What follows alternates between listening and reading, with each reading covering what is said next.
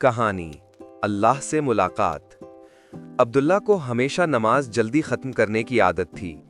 एक दिन इमाम साहब ने मोहब्बत से कहा, बेटा, क्या तुम्हें पता है कि नमाज अल्लाह से मुलाकात का जरिया है? क्या तुम चाहोगे कि ये मुलाकात अच्छे तरीके से हो तो नमाज जल्दी में नहीं बल्कि सुकून और खुशो खुजू से पढ़ो, ताकि तुम्हें असल मानी में सुकून मिले। ये बात सीधी अब्दुल्ला के दिल में जा उतरी। अगली नमाज में उसने हर आयत को ध्यान और एहसास के साथ पढ़ा। जब सजदे में गया तो दिल भर आया और आंखों से आंसू बहने लगे।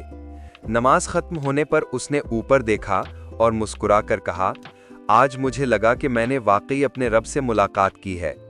इस कहानी से हमें यह सबक मिलता है कि नमाज अल्फाज नहीं, दिल की बात है, और जब नमाज में दिल शामिल हो जाए तो सजदा इबादत बन जाता है और इंसान को हकीकी सुकून मिलता है।